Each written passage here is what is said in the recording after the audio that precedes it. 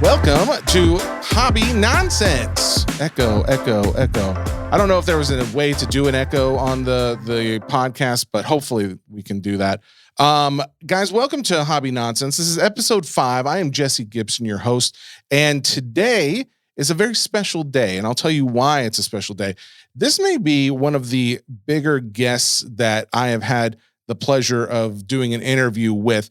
And I'm not just talking about on the Hobby Nonsense podcast. I'm including our Sports Cards Nonsense podcast as well. Now, granted, we've interviewed presidents and we've presidents of companies. Let me clarify that. Jimmy Carter never came on the podcast, but we've also interviewed Michael Rubin, and we've interviewed Bobby Bones and a number of celebrities and things like that. But today, in the world of non-sports, getting to interview the director of culture and entertainment, it means a lot. It means a lot because you're talking to the guy who is helping to pave the way for where the non-sport world is going in the licensed realm of the hobby. You know, there's many people out there who are making cards of different subject matters that they make it and it's cool, but it doesn't have any like real staying power because maybe 5 other people have made it because no one needed the license or they just never got one. And to know like these are like painstakingly fought to get, going through, you know, lawyers and the right protocols to get. We're going to find out more. Again, I'm from the future. I've already done the interview. You're going to get to find out more of what goes into some of that. And not only that, we finally get to talk about X-Men, Star Wars. It's going to be a fun show. I look forward to seeing what you guys think after you get to listen to it. But before we get to our interview with Aaron Abrams, I would like to just talk about one thing that has been on the minds of many non-sport collectors out there, and I'm going to go ahead and say it's about Pokemon, because you know we got to talk a little Pokemon every episode, it seems. This is not good Pokemon talk, though. If you have not seen, there has been a bit of a scandal emerging in the Pokemon world, and that comes in the matter of forgery and fake cards being graded, but not just any fake forged Pokemon cards. These are some of the most expensive Pokemon cards that they sell. We're talking about some of the prototype cards that had come out in the last few years. These were cards that were supposedly made back in the mid-90s or so. Takumi Akabane, I believe, is one of the original creators of these of Pokemon and the cards themselves. He was one of the ones who helped when CGC went to grade some of these prototype cards just to confirm the real is that they're real and that there was no issues with the cards. I believe he was actually maybe even one of the people who supplied some of these cards. Well, it's come to light that if you're not aware, many modern day printers have a feature on them where, not visible to the naked eye, they print a kind of watermark onto paper whenever there's a printing made. And that watermark helps both government officials and others be able to determine where that printing came from if they ever had to track it down. Your modern home HP printer does the exact same thing. You just aren't aware of it. So what they are finding is that some of these supposed mid-90s prototype cards have watermarks on them that came from 2024. Yeah, not great, especially when you consider that as of September of last year, one of these cards sold for as much as $200,000 at the Sotheby's Fanatics Collect auction that they held. This is a huge deal. And it's not just a huge deal for Pokemon collectors, especially more of the high-end ones. It's a huge deal for CGC. I feel bad because you know that if they're going as far as to get, you know, this creator of Pokemon to get involved, that they probably took some efforts to make sure these were real cards. But if you didn't, I guess it's a concern knowing that this is something, this printing watermark, I know I've heard about it before. So it's not like it's a brand new thing. People know about this. How is that not just one of the things that I would think any grading company would take into account before grading a card. Just like, hey, I could run this under a certain lighting or a test to see what is the dot matrix printing on here to see if I can determine the year it was made. And that kind of just goes ahead and rules out any fakes that were done that way. I would just think they would have done that. And apparently at this point in time, there's a little over 1,500 cards that are being called into question that CGC has graded. Again, it's not great. CGC has acknowledged this. They are looking into this actively as we speak. They've put out a notice that if you are hosting an auction that holds one of these cards, to stop it immediately until everything can be reviewed and looked over. As of right now, though, not only are these cards prototype cards, but they're also they're talking about now. I've seen something that has something to do with the award cards, like the tournament trophy cards. That's the word I'm looking for. Some of these trophy cards are being said to have possibly been falsely printed that have been sold out there. It brings in a lot of questions, right? It makes us wonder, are grading companies using technology to just double check and see, hey, does the printing dot matrix watermark on here line up with the year that this card was supposedly made? So as we move forward, as I hear more about this, I'll update on the pod, but it is obviously a little bit of a blow. It does not look to have affected most modern stuff. In fact, if anything, I kind of theorize this may boost the modern market, maybe even more, because it's hard to see that, oh, this is just going to completely wipe out people from collecting Pokemon altogether. If anything, they're probably going to go after cards that have less likelihood of being forged, more of the modern cards, even though those do get their fair amount of forgery, but those are a little bit easier to tell based on colors and printing techniques and things like that.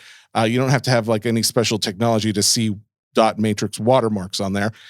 So that all being said, since collectors aren't going to be going after some of those older high-end Pokemon cards, they may be coming after some of the more modern day cards, and that would be some of these new prismatic evolutions, EV cards that are going for thousands of dollars, or maybe even some of the other ones from 151. We've seen a dramatic increase in pricing across the board. So we'll see, time will tell, but I'll continue to update as we get more details on that story. So that being said, it's time to nerd out when it comes to Star Wars. We're talking Galactic Antiquities. We're talking Hyperspace, which you may or may not even know about because that one was just released. And then we're going to be talking X-Men 97 with Aaron Abrams. Aaron Abrams, Director of Culture and Entertainment, has joined the Hobby Nonsense podcast today. Aaron, how are you? Doing great, man. How are you doing? I'm doing very good, very good. I am very excited to have you on here. I don't want to disparage my previous guests, but for this new pod, you are by far the biggest name that we have had in the hobby scene. And I actually thought this was a big get even for the Sports Cards Nonsense podcast, let alone this one. So I am very excited to have you. My mother would agree with you, but probably the rest of the world would not. But I appreciate the gentle intro. So appreciate it, man. Absolutely. Hey, I'm curious, how long have you been in this position? In this position as Director of Culture and Entertainment, about 1.5 years now. But have been with Topps about 5 years now. And before that was at Upper Deck. So I've had a long history in trading cards at this point, pretty much my whole career. That's cool. All right. How long have you been doing specifically like the culture and entertainment side? Was it before that, this last 1.5 years? I was actually on the baseball side for a long time. There was pretty much a big reorg with our internal group. Culture and entertainment, I'm probably the biggest nerd of the group.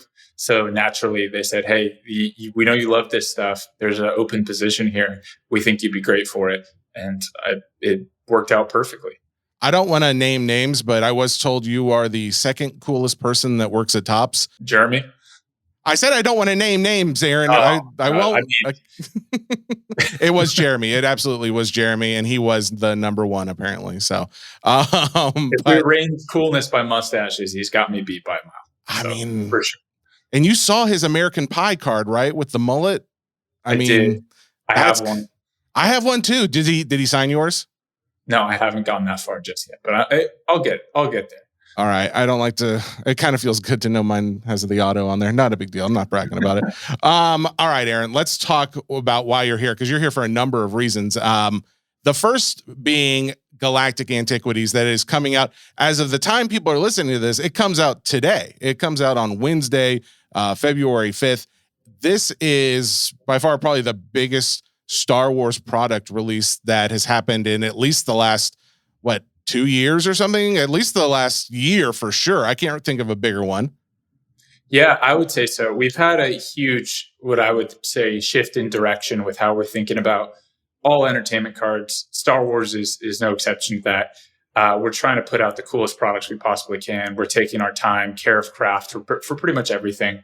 I think the one thing that we want to make sure is like the love and the hobby is there for it. And it doesn't just feel like we're making products to make products. We want products that have meaning and products that are there for every type of collector, from the entry level collector all the way to somebody that's going for something like the Galactic Antiquities, that there is something there for them on shelf. I like that because I feel like we're seeing more and more guys dabble into the entertainment side of things that were maybe strictly only sports before. And to see them wanting to come over, it's like, well, I don't want, just the animated cartoon of this, or I don't want, just this thing I don't care about, right? They want different high quality cards of the things they care about, whether that is, say, Clone Wars, an animated show, or one of the movies or one of the Disney Plus shows, specifically, at least as we talk Star Wars. So where do you find this product, Antiquities? What part of the Star Wars universe does this take up? This one takes up, this is for the people that love the chase, the super high end chase. It lives in the world of, I guess you could say like a dynasty or a museum collection or diamond icon style. If you're thinking of sports, now it has a little bit of difference because entertainment has its own set of challenges, of course.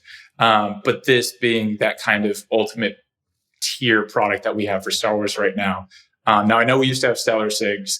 That went the way of the dodo because of obvious obstacles in putting that product out, and feasibility. So this was our next stop, our next logical stop in trying to find a middle ground between what we have with Masterworks on a year-to-year basis and what we used to do with Stellar Sigs as well. Okay, can I talk about Stellar Sigs just for a second before we continue on the Antiquities train? The Stellar Sigs, I was not as aware of it. As someone who got back into the hobby like 2021, I wasn't familiar because I don't think this has come out since, I think 2019 may have been the last year. And so when I found out about this, as I was researching Galactic Antiquities, I realized, this was like, how many autos? It had dozens of autos in every box. Is that right?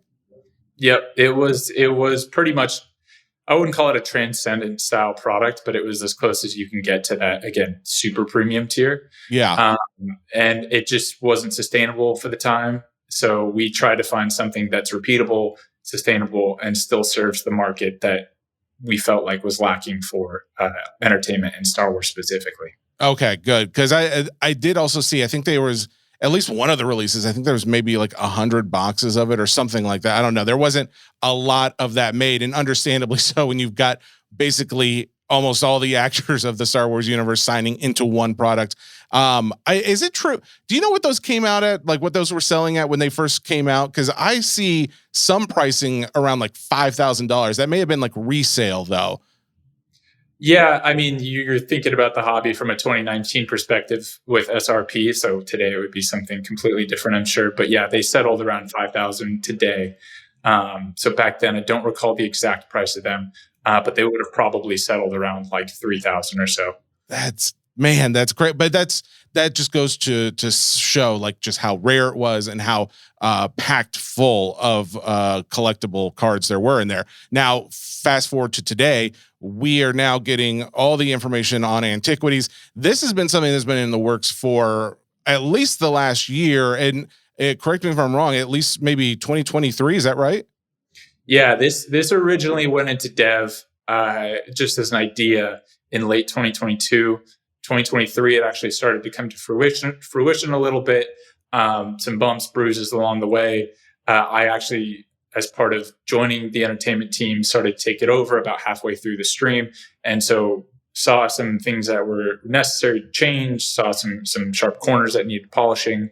And it kind of moved all the way out until now. It was supposed to come out in 2024, but we wanted to make sure we got the best product out possible. So that's why it's streaming a little bit later than expected. Okay. Now this product does not have dozens of cards in it. In fact, it has 9 cards in it. Now, first off, before we talk about the specifics of those cards, I have gotten a couple of these because I'm going to be breaking this on Wednesday, and I got my case, and the case has 1 box in it, and I took the box out. Now, granted, it's still in the cellophane. I haven't taken it out and opened anything yet because I've got to break it online, but it is heavy. It's like it's much heavier than just 9 cards would be. What is making up that extra weight? Or can you tell me? Or is there some kind of surprise here? No, I guess I would say there's a lot of protection in there. All the cards are also encased. So every single card that you get in that, minus the 1977 tribute card and the original oversized sketch card, the original art card, are all encased cards. There's metal cards in there.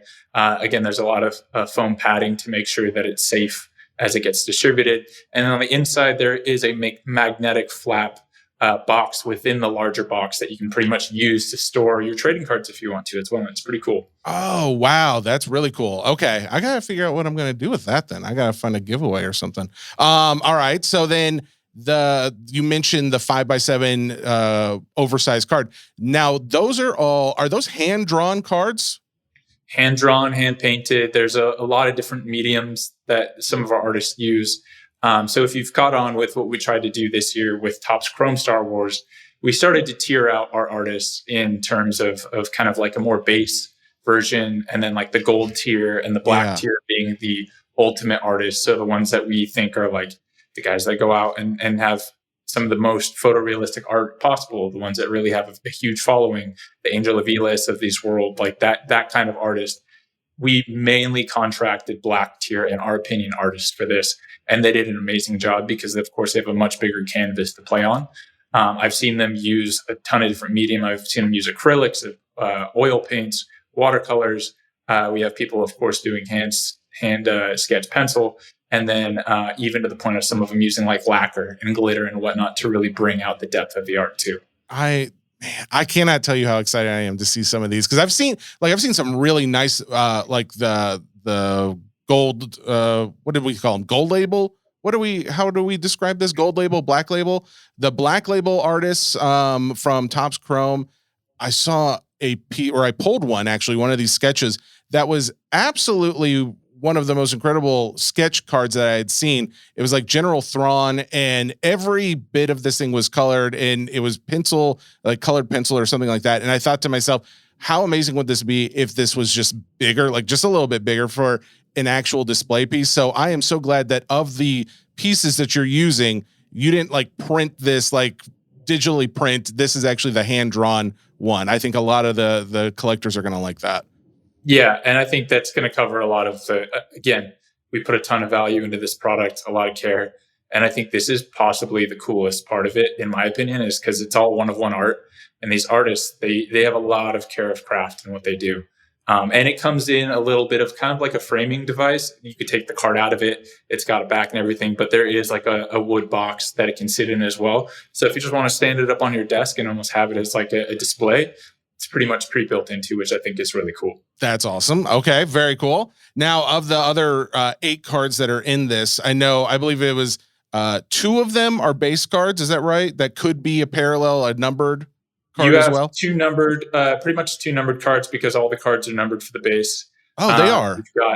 You've got that. You have the metal cards. So you have 1 metal card per box. Again, all of it encased.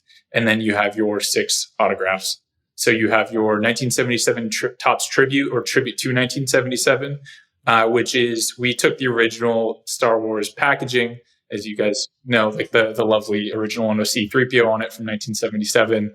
We recreated those and then wrapped these autographs using the 1977 design, or a tribute to it, featuring some of the on-card autographs. And then the rest of them are a variety of different on-card autographs between our wood, our wood cards, our metal cards. We have gold frame cards. We have booklet cards. And then, of course, we have our single auto cards as well of all of that top talent. So the ones of the 1977 throwback ones, are those reprints or were those actually cards from the original set that were then like, because I know those have been like repackaged in some other sets where you take an older card and put it in with some additional numbering or an auto or something like that on there? They're not buybacks, so no, it's considered a tribute to 1977. If you've seen our baseball, our tribute product, it's a little bit of that where we do like a tribute to like T206 or a tribute to the 1952 Topps design. This is an homage, effectively using the design but creating like an autograph version of it for all new characters. So it's not exclusive to the original trilogy cast. It will have all the different actors from all the different Star Wars films and shows on there as well. Okay, very cool. I'm curious, do you know if it has a booklet? Because the booklet sounds amazing. It's got like 7 autos or something on there. If you were so fortunate to have a booklet in yours, does that replace any of the 9 cards or is that counted as one card? Yes, so there is pretty much one tech auto per box, and it's going to be on the back end, like on the bottom side of the box next to what you'll see in there as next to your original art card. So when you open up the box, there's 2 foam layers. The top layer is, of course, like the cover layer. So breakers will have to find out how to carefully unshow those and keep the suspense going. Then you take the top layer off, and underneath that is another layer of cards. With that, there's at least one tech autograph card, what we like to call. So it'd either be wood tech, metal tech, again, a framed card, or it would be one of these booklet cards. And that's kind of where that super hit lays. That's okay. Now you made sure that I got that one, right? In my cases. Yep. Okay, good. You heard it here. It was said here. It's official. Feel bad if you do pull it though, man, because like everyone's going to come out of the woodwork. And I know. Every time I pull a really good card, I yell that I got loaded boxes just because I want to promote these lies, so that it makes even if people believe the lie, it's like, well, at least they'll come to me for their stuff because they know I'm getting it. So just to be clear, that's not true. None of that is actually happening. Just so we don't have any conspiracy theorists out there. Okay. Let's keep going then. So I'm looking through the checklist. I'm seeing some pretty amazing stars in here. The fact that we've got Pedro Pascal in here, we've got Oscar Isaac, Timothy Oliphant. The booklet has how many booklets are there? Is it just one? There's one of one booklets of each, and a few of them have other variations sprinkled in there as well. But there's 2 main booklets. It's the original trilogy, and it's the Skywalker saga. So it's going to have all of the main characters from those. Again, the original trilogy one being what I would assume is going to be the product hit, or what I would say is the product hit. Holding all of Carrie Fisher, Mark Hamill, Harrison Ford, and so on and so forth. And that's, absolutely huge. And then the other one, it looks like you still have Adam Driver, Daisy Ridley, Mark Hamill's included in that one too, Natalie Portman, Hayden Christensen, Harrison Ford, and Fisher. That's actually what I would love, of course, the most. But since there's very few of them, we're not all going to get that. The fact that you have Billy D. Williams still, Werner Herzog, there's Amelia Clark is in here. There's a number of other big names, Simon Pegg. I am curious, when you guys were going through this list of autos, like how do you guys go about getting autos from all of these celebs into a product like this? It's really tough. I'll say that. Entertainment, and I've worked on all different sports. I've worked on F1, I've worked on UEFA, I've worked on baseball, I've worked with NHL, everything under the sun. And I can't tell you how much of a journey it is to put an on-card product out there for entertainment, because, actors are flying all over the world to shoot their films. They all have different, when they have their days off, they all definitely don't just want to spend them signing autographs as much as I would love them to. That's weird. Why would they not love that? Yeah. Okay. Yeah. Bahamas, signing autographs in a hotel. It's a tough choice. Tough choice. Yeah. That's the tough aspect of it is getting them all kind of accrued. We get a lot of opportunistic availabilities where someone will call us like, hey, so-and-so wants to sign, but he wants to sign in a week. Do you have cards ready for us? If we don't have cards ready, you got to sign them on stickers, and then that's where you kind of hold on to them, and you may never get them to sign for another, who knows, 2, 3, 4 years, maybe ever again. So we really have to take them where we can, which we are actually trying to get better about. We are trying to plan years in advance, trying to become our own fortune tellers, and to have these cards available at a moment's notice so that we can activate on these a little bit better. But in the meantime, in retrospective, it is very tough to go around and get a lot of these big names, like some that you've enlisted, to all come together in a 6 autograph on card program like this. Yeah, I kind of like, as I went through the names on here, it's not like they just like get together for their game, like those teams just all form together, so they're all in one place at the same time. That like those things don't happen. So after looking through some of these names, and I'm realizing, oh, there's some autos that I think guys were probably going to expect that they're not actually going to be in the individual auto list. So like Harrison Ford, Mark Hamill, and Carrie Fisher. Well, of course, Carrie Fisher's not signing anymore, sadly. But these will not have their own individual cards with autos, but you can still get the booklet that would have them and a few others on there as well. Right. And that's partially to keep the integrity. We think of the product being an on-card product, again, minus a booklet. I'm sure you've seen products like Masterworks where our pitch is on cards, but when you do dual and triple autograph cards, it's not feasible trying to get 3 different people to sign all at different times. So we do use stickers for those. And in this capacity, we thought it would be the same, where there is supposed to be that like super mega hit. And honestly, just in the concept of them not signing all the time or just not having on cards available all the time, it makes those autographs that are in market that much more valuable. There is some aspect to scarcity creating that much higher demand and much higher value for the times that you do get them too. Yeah, I'm actually pretty impressed with, like, Andy Serkis and Samuel L. Jackson, like I said, Emilia Clarke, a few of these other, Ray Park, Emperor Palpatine, Ian, how do you say his last name? McDermott? Is that it? Okay. But anyways, like those guys are signing on card. Like I was actually pretty happy with that fact, even though, yes, do I wish the original cast was able to get in there? Sure. But do I understand how difficult that must be to get something?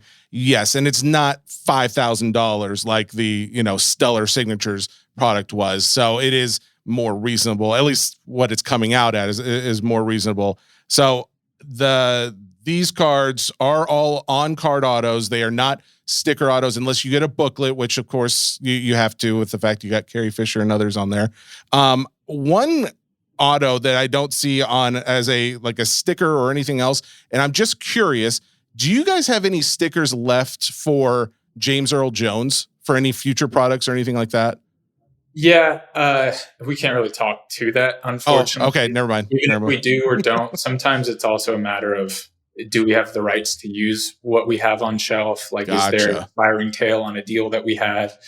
So there's a lot of different factors that a lot of people don't think about behind the scenes that go into what we can and can't do in a product. But believe me, I'm super unfortunate. I super sad the day that news came. It was somebody that we've been chasing to get back into the fold for a long time, and then just to lose a hero like that too was just a double hit. Oh wow, I didn't realize that was an active thing trying to go after. That kind of makes me wonder too. The big kind of news as we went into 2025 was Topps is not only keeping licensing for Star Wars, but they're also getting Disney and Marvel and Pixar and all this stuff. And it makes me wonder, as you go into start making products like this, how much interaction do you have to have? Because Star Wars is owned by Disney. Do you have to reach out to them to get approval on all of these products before they come out? Specifically with a lot of our partners, especially with entertainment, I would say more so than with any other license I've ever worked on. There's of course a lot of red tape and a lot of brand guidelines that you have to adhere to because they're in the business of storytelling. And to some effect, if we put the wrong thing on our card backs or we put the wrong image, some people will take it as canon. And then now it's on us for creating a canon event in a series or something like that. We don't want to be the ones to mess up the universe that they're building. And we can't honestly be the ones that mess it up. So there's a lot of careful development and checking, QCing and QAing and everything that comes with every individual card is checked numbers of times before they're actually printed. But knowing that importance of like what goes into it and how seriously Disney and others take it, it kind of makes me feel even more so how special the cards are. Like, I mean, and I'm not just saying that as like a fanboy, and I'm not saying it as like, oh God, I hope I don't ruin any relationship with Topps. I do seriously mean like, hey, if there is that much QC that goes into these things, that they are like making sure it's not a canon event, which is like changing the whole storyline of a series or something like that because the wrong thing was printed. I don't know. It's like, okay, do they come out at a higher value? Yes, but there's also, like you said, more work that goes into that than there was ever to get like maybe the Otani auto on like the 1/1 or something like similar sports reference. Yeah, I don't want to disparage anything my sports buddies are doing, but I will say there is a lot of love and care that goes into entertainment products. And again, just like the hard work on both our team sides. So my team side, the product dev team at Disney for all these Marvel, Star Wars, Disney in general. We come to the table, we say, hey, this is a really cool idea we have. They say, we've never done anything like this before. And so they have several different departments they have to go to get clearances. They have a story team with Star Wars that every single card back gets checked by them to say, does this fit the story that we're trying to tell? If we're ever doing relics or something or autographs of certain characters, it always goes through them to say, is this in line with the world again that we're building with Star Wars and the story that we're trying to tell? Does it all jive together? Where we can't just make up like an insert name and then just hope it sticks, because if it doesn't make sense to Star Wars, we can't do it and we won't do it. So we have to be very careful about building that world together. Well, and that even goes to the name of Galactic Antiquities, because I did, after looking into that a little bit more, that is actually the name of the shop of Stellan Skarsgård's character, Luthen, in Andor. Season 2 is coming out soon. Yeah, I cannot wait. Series 1, or the first season of Andor, was literally my favorite of all the Star Wars. And that was actually something I was going to ask you too, is do you have to keep up with the shows? Do you watch all of the shows along with the movies? But obviously somebody does, because the name Galactic Antiquities is involved with the series Andor and was the name of the actual shop in the show. Yeah, I would say, I mean, I don't think of it as work when I have to watch it, because I love that stuff anyways. Like, I'd be watching those shows whether I got paid to or not. So I love sitting there. And honestly, it's even cool because I get to watch them multiple times with a different eye to things. If I see something in a shot where I'm like, that could be in our world of trading cards, like that's a cool piece.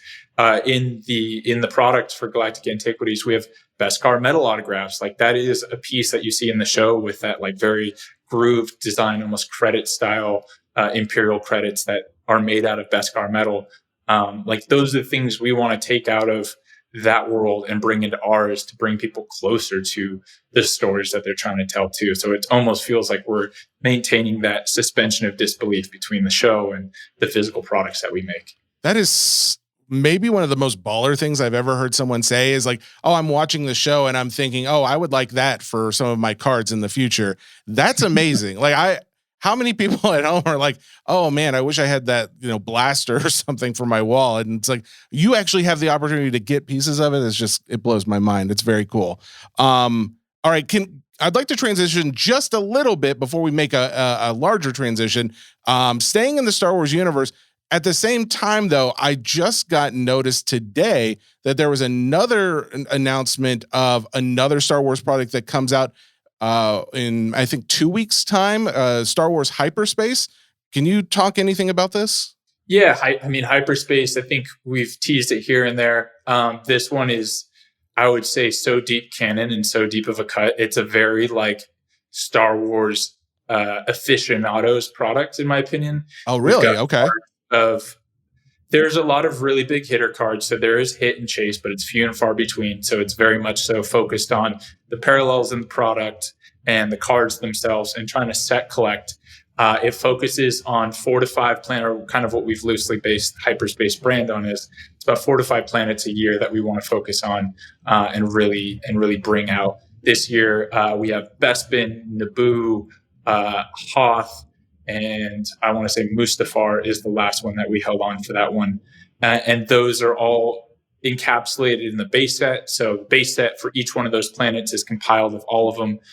It will show you the biggest characters from those planets, whether they've had origin stories or they've had moments. So, for example, on the Hoth cards, you'll see the Wampa, you'll see Luke in his Hoth gear. On Mustafar, you'll see, of course, Darth Vader or Anakin at the time, kind of like in process, but you'll see the panning droid too, which is like a super deep cut.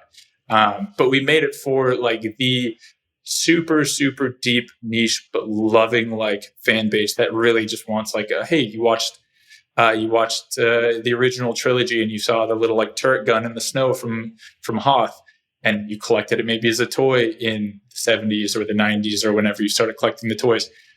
There's a card for that now. There's got to be some real big nerds out there who are loving that, and I am one of them. That is so cool that you're making something for that part of the fandom. Yeah, I love it a lot. It's going to be, again, for like the super diehard fan, in my opinion, but there is a ton of chase to come out of it as it rips. And the boxes, man, I haven't seen a box as cool as the boxes that those come in. So I'm excited for people to kind of see them and play with them and get a real feel for what we're trying to do with that brand. So Hyperspace will be something that you guys are likely to continue to do, but just with different planets in mind or different parts of the galaxy. Right. We really want to keep going with it. Of course, we'll let the market dictate how people feel about it. If there is enough super nerds like us out there that will buy into it. But I really love it, and I really want to keep going with it. It looks like it also includes, and maybe this is incorrect on this website I'm looking at, but is it Kashyyyk? Isn't that Chewbacca's homeworld too? Okay. Yep, it's the Wookiee planet. We also, we've got a lot of cool little niche things. We have Galactic Origins cards, so it kind of showcases almost not like a downtown or like a home field advantage, but something a little bit to show like a character in their home planet with a true original art background to it. We have Jump to Hyperspace cards, which is pretty much a cockpit view with some really cool parallels off of that, showing just like spaceships jumping to hyperspace, that classic Star Wars shot of the behind the back looking forward into space. And then again, the number of really cool sketch cards. We got autographs. The Reflections cards come back again in this one as a continuity insert. So if you like those in Topps Chrome, you'll love them here. We're rolling with those again, and I think it's going to be a cool program for people to keep going with too. I just heard in the other room here at the studio, Chewbacca is actually over there. Hang on, let me see if I can get. I can't even do it. I don't like to brag about it, but I'm pretty good.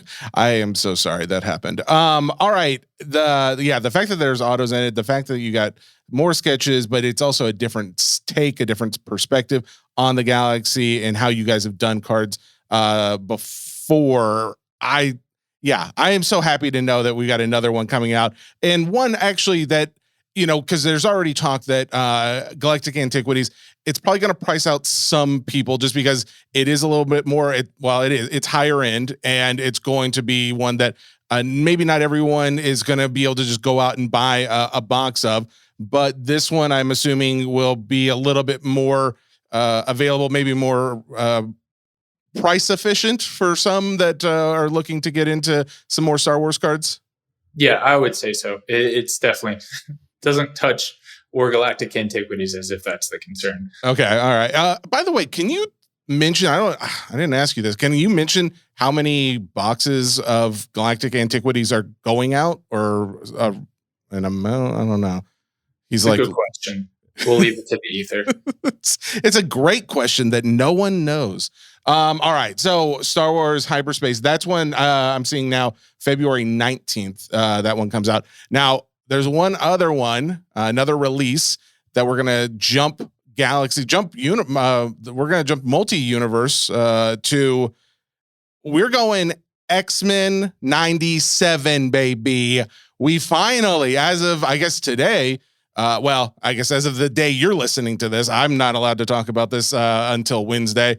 X-Men 97 has an official release date, February 26th, and we get to talk about it right now. When we first got the Marvel license back, this was one of the first things outside of the EMEA products, of course, or the European products that we put out that we kind of dreamed up.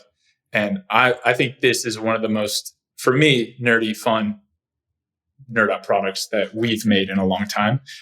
It's almost like a time capsule is kind of how I pitched it, in that it is, hey, you woke up in 1997, you just finished your last episode of the X-Men animated series, and you wanted to go to your local hobby store and buy a box of Finest. This is it. This is the product that you would have bought back then. That's exactly the feel.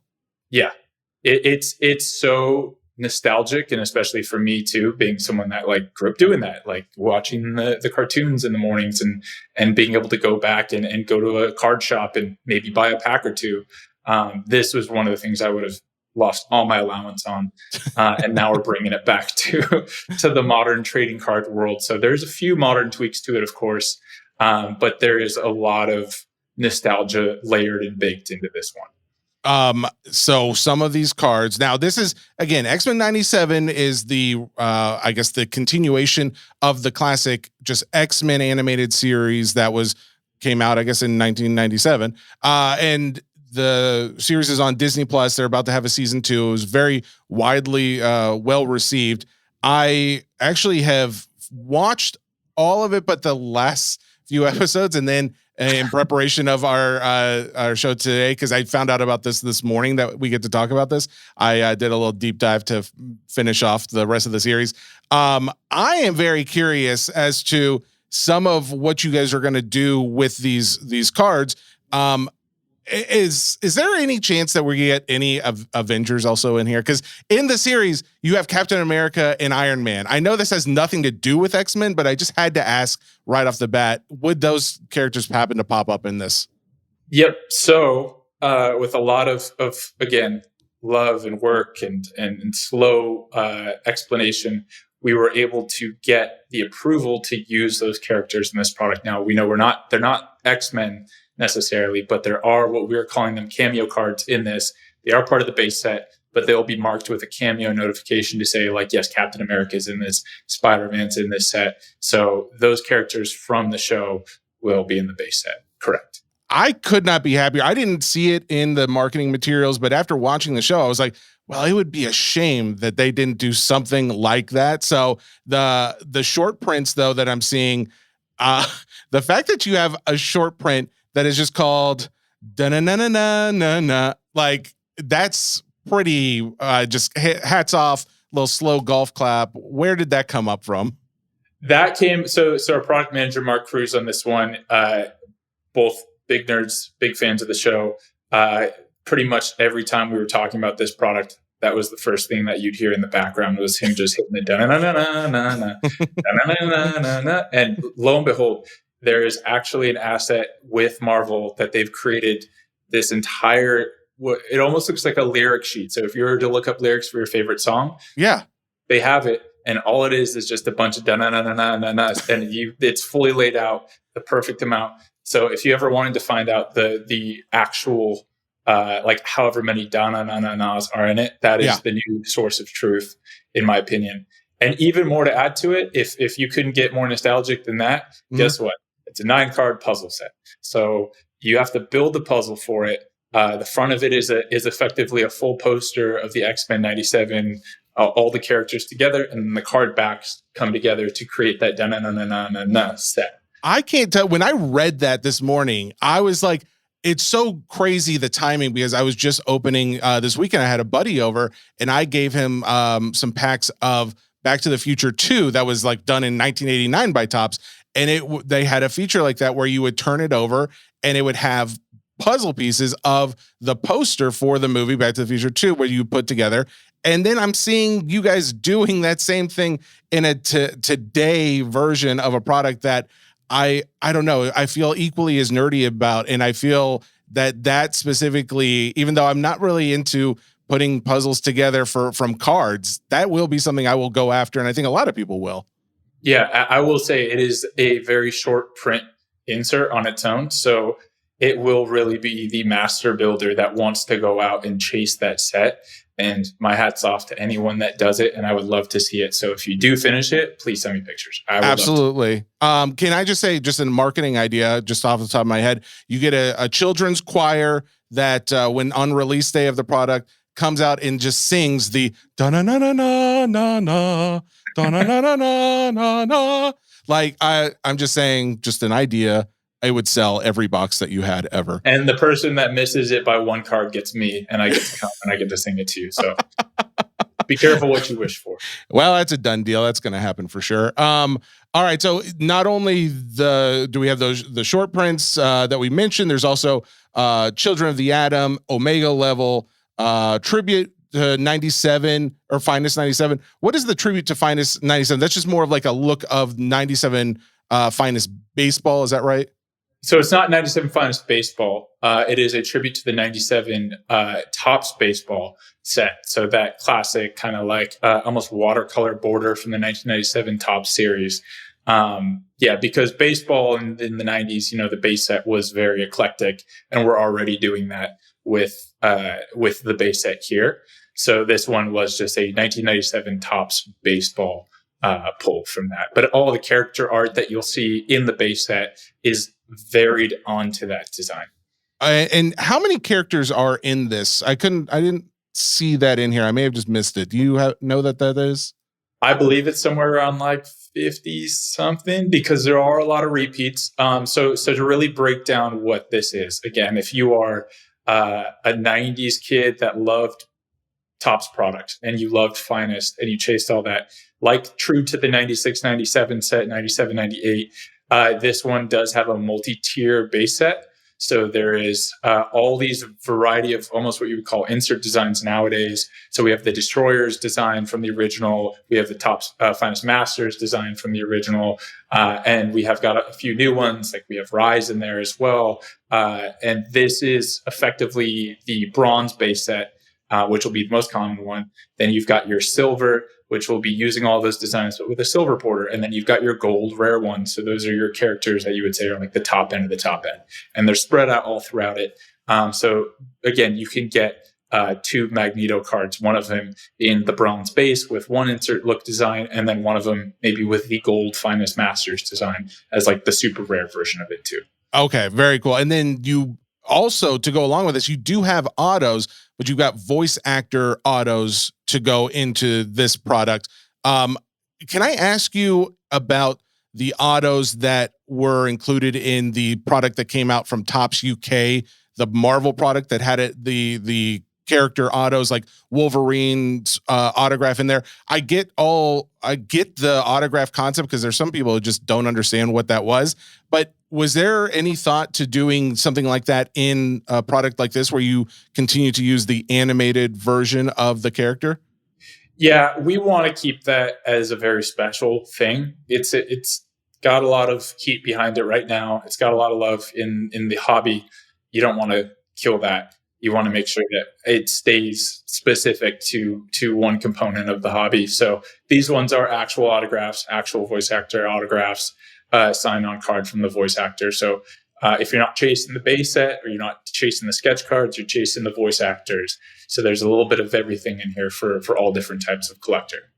All right. So when you think of this set and you think of the Antiquities set and you think of the Hyperspace set, is there something that you are most excited about, or is it just like an equally excited across the board because you are in a position of leadership and you're not allowed to say?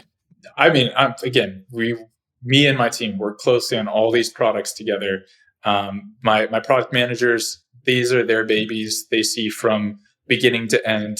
I'm there to kind of begin the origins of it, like plant the seeds, help them grow it. And then I'm there at the end to harvest. So we're there kind of during the process to refine it, fine tune it, but they're the ones really working on this stuff. But together, there is a lot of, again, shared love in this space. We're all card nerds. We're all nerds. And we want to buy and see this stuff as much as people buying it want to see and buy this stuff. We end up spending a lot of our own money on our own products, as crazy as that sounds. So we bite our teeth and sweat out, and we're just waiting for it to drop. A lot of the times it's just, that nervous energy of like, we think this is super cool. We've seen it for the last year. Maybe we're too close to it. And then it drops and somebody likes this insert, but maybe they don't like this one. And it's kind of like you're rolling with the punches because you think everything's cool, or you really want this thing to work.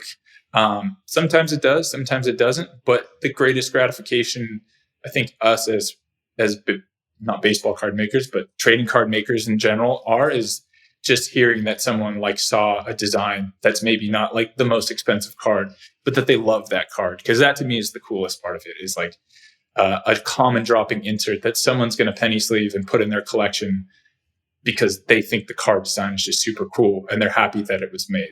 Like that's the stuff that really gets us going for making products and trying to make the next best thing too.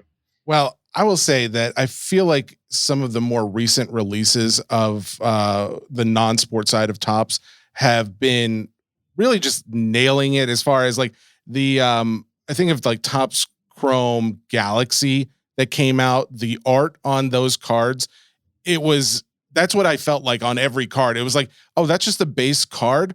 But there were times where I'm like, oh, well, the Mojo Fractor pattern, even though it looks cool and I know it's going to be more valuable, I kind of just want the base because then there's no interference with the design or the artwork that's on the card. It's like you guys are going above and beyond to make sure that even a base card has value to the guy who just likes the art. And that's where I think you guys are nailing it, because that's exactly what I don't want to feel like I have to throw away the base card because there's no value to it, because when the value comes from, oh, it's just a general love for what I'm seeing on this piece of cardboard, that value is more than the value of money, well, given the certain dollar amount, but it has a certain value that makes me want to keep it.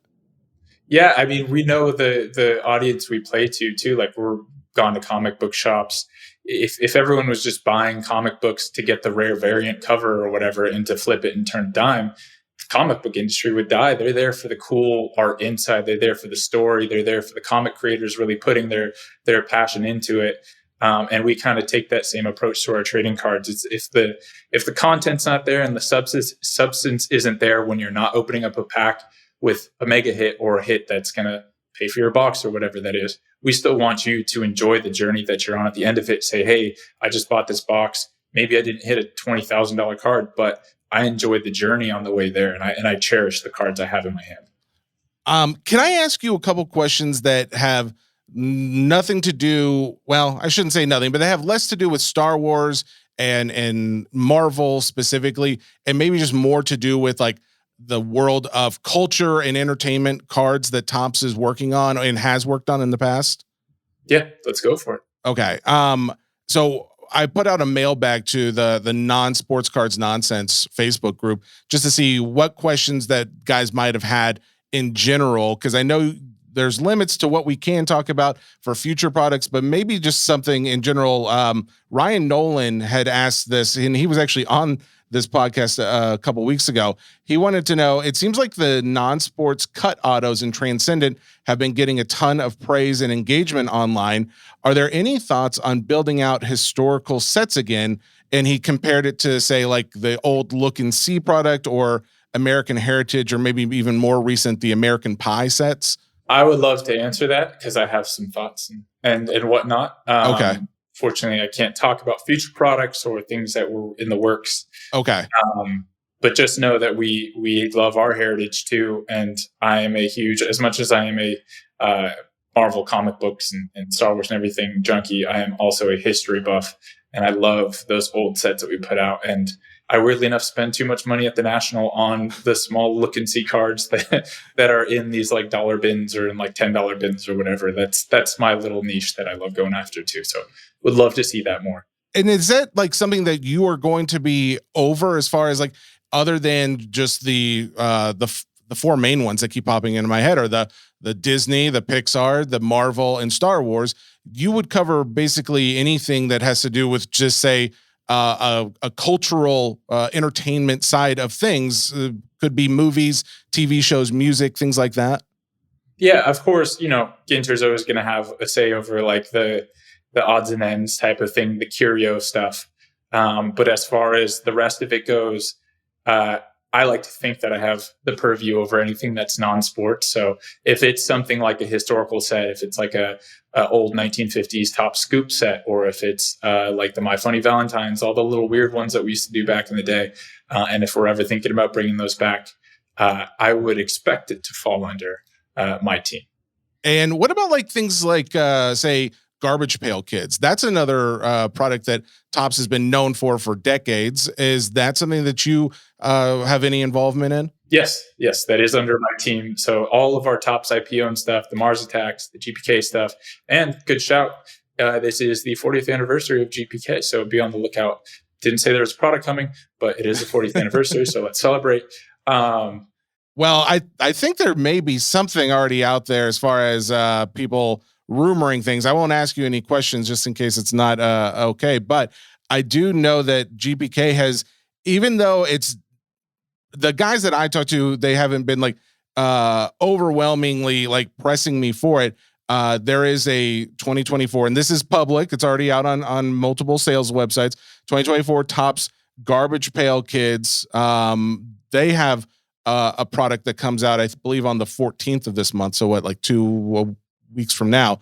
That one, I know a few guys have asked me already, hey, are you getting any of that Garbage Pail Kids? Have you guys seen any kind of resurgence in as far as demand for that? Yeah, I mean, there's a diehard fan base for Garbage Pail Kids, as we all know. And they're, again, super loyal and true to the brand. It does have a lot of diffusion outside of it now, especially with kind of bringing it back to the forefront of the trading card community with Bowman last year. I think that really brought some shine back to the GPK portfolio of things. The product you're talking about is the 2024 GPK Chrome set. So that is the one we're doing year over year, where we're chroming up a classic original series. I believe this one is original series 7. And then creating, of course, Chrome parallels, because those never existed back in the 80s when those sets were coming out, 80s and 90s. So that is what that product would be. Again, there's sketch cards in it. There's artist autographs. There's a lot of cool chase, new ones. We have Chrome Crashers in there, bringing back some of that cool, like almost Ed Roth, Rat Fink looking art, but with our GPK characters in them. I have a question to go, I guess, past that and back to more of the entertainment side. And this is something I was really wondering myself. Jeremy Walker wanted to know, have there ever been any movie or TV or any pop culture series that Topps passed on and looked back on with regret? Ooh, I mean, considering that like in the 80s, we never said no to any TV shows or movies. In my time here, I don't think so. I think that we've been pitched a lot, or we've gone after a lot, and for one reason or another, they just never worked out. I don't think there's any to the grade of a Star Wars that we were pitched on, or we could have gone with, and then we didn't. And then we look back in fondness and ask, like, why didn't we do that? So to answer that question, no, I don't think so. But of course, I would love to make cards of every movie if we could. Yeah. Well, that's the thing. It used to be where literally, like, if you can think of an IP of something back in maybe the 90s, a movie or TV, you can probably find a card set having to do with it. And more than likely, Topps was probably involved with it to some extent. Now, today, we don't see that as much. And, you know, there's some good reasons. Sometimes of course, we call the 90s era the junk wax era, and a lot of that stuff got overproduced. But now, I feel like more and more we're seeing demand for non-sport cards, whether that's TV shows or movies or music. Do you feel that the non-sport side of the card hobby has grown in the past few years since, say, the COVID boom? I think so, for sure. I think it's about also offering those people something that's not just the top tier chase, like that there is something for all levels of collector that may not have existed before. And I also think, again, there's way more people in this world that watch movies than probably watch any one individual sport, I would think. Yeah. So you're touching people at all levels of their fandom, whether they're a diehard fan or they're just like a fan in passing that's walking through a Target or their local hobby shop and they see a pack of a Star Wars card and they're like, oh, my kid would love this because I love it. Let me share that with them. I think it's also a lot of a specific generation. So my generation, millennials and Gen Xers that are sharing their passions from the 80s and 90s and so on with their kids now. And a great, easy way to do it is trading cards. What's more nostalgic for those generations than trading cards and movies? I really just, Here's my problem. I'm finding that we're at the point in the interview where I keep running through questions in my head and it's like, nope, that would have to do with the future. Nope, that would have to do with the future. I want to know everything you're not supposed to tell me. So I think at this point in time, I just need to ask, is there anything that like, I guess in the realm of the things you like, which we've established, you like comic book and Star Wars. Is there anything that you find nostalgic or any of the old sets that are more of your personal favorites? Oh man, I get into the weird stuff. Like there's an old 1980s Japanese magazine, baseball magazine. I think it's 1981, and they have an entire Lucha Libre set that I collect. And you can get like the old Blue Demon or El Santo and Mil Mascara. Like those cards are so cool to me. The old 1980s All-Star Wrestler sets. Those are cool. I collect some of the weirdest little things. Like I said, the Look and See set has always grabbed my fascination.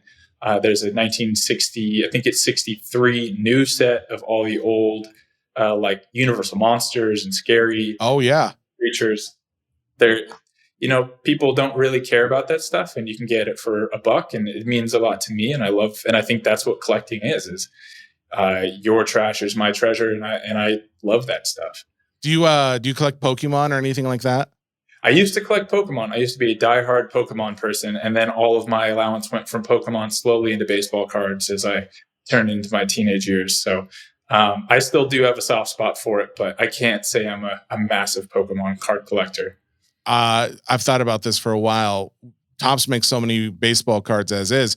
Why not make a series, or it could just be one set of baseball in the movies or baseball in cinema, and just do like a bunch of cards from, say, like Field of Dreams and Angels in the Outfield and Major League, and just put them all into one big chase. I don't know. I personally think that would be amazing. So again, can't talk too much to it. But I will say we do have our old archives products. If you've ever seen some of the ones that we used to do, we have Bull Durham autograph cards in archives from, I forget what year it was. We have Sandlot that's out there. I think we have Major League in an older set too. So there you got Sandlot? Yeah, we do. Yeah. Oh, those cards now book for a ton. I've got one of the Hercules cards, and I think it books for some good money. Hercules the dog does good money over like Ham or Benny the Jet too. They book plenty fine, but the dog, man, it's the beast. Wow, that is very, very cool. Another one I would like you guys to do. Don't tell me if you're doing it or not. I just want you to take this and run with it. Not Power Rangers. Captain Planet. So they made some of these cards, but they're very hard to find. They are very, very hard to find. Like Dunkin' Donuts did some, and then I think Cacao Wow just put out some. And I don't know. I'm not a big Cacao Wow fan at the end of the day, but I just want there to be some more Captain Planet cards out in the world. I know that they are actually going to be, I guess the licensing got sold. They supposedly are making more movies and things like that. So just, when that contract comes across the table, just say, yes, I'll take that. And we'll make cards of that. So I'll give you a little inside baseball in that, like, we're talking about weird niche kind of, not weird, but the niche things that we loved from back in the day. And sometimes we've been approached with licenses. And a lot of the times, they have the naming rights to it. But then when it goes time to make a trading card set, we need a lot of imagery to make a 100-card base set and then beyond. Many a times there is no imagery available, and there is no like screen capture method to get those. So while there is probably 1,000 cool trading card sets we can make in this world, we're also limited to whatever assets are available that the publishing studio or the rights studio has to give us to. So unfortunately, if you've ever wondered why there isn't like a trading card set of the Fudge cookies or something, maybe they just don't have the assets to give us to make those rookie cards available to people too. Another just idea. All of my ideas are genius, so of course I'm going to share them with you. Cards that are about food printed on that food. So the Fudge, the elves printed on to the cookies, sold by Topps. I mean, you guys were already making gum. I mean, why not? Like we're that close already. Yes, so. They would love us. They would love it. Just a bunch of people sending in salmon, like year-old salmon. We've never had more rats in our grading companies than there are now. Awesome. Hey, thank you for this, Aaron. And I really, really do hope that we can have you back in the future. Cause honestly, like I would love to have Ruben and I'd love to have Mahan. I'd love to have all the big names of Fanatics and Tops to come on, but you are kind of the guy that is going to be the hero of the non-sport world as it stands right now. So I would love to continue to be able to pick your brain going forward. I love it, man. I really appreciate what you're doing for the non-sport side. I feel like 1,000 podcasts about baseball cards and sports cards and whatnot. And this is one out here that's really trying to plant the flag in the ground and say, hey, we're out here too. And we love what we're doing. And there's a huge fan base for it. So very much so appreciated on this side too.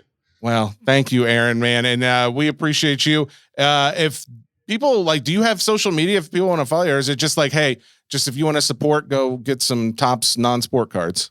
I've got my social is usually private, but if you ever see me in public or if I know you, I'm happy to talk, whatever, hang out, take a picture, talk sports cards, talk non-sports cards, whatever. You'll see me at the National, tackle me, stop me, whatever. I love to talk cards, man. This is what I do all day. I'm obsessed with it. And there is no better spot for me to be in than being on this side of the business. That's very cool. I mean, as the second coolest guy at Tops, I'm going to go ahead and say it. At least probably close to tied with first. I mean, I don't know for sure, but very close.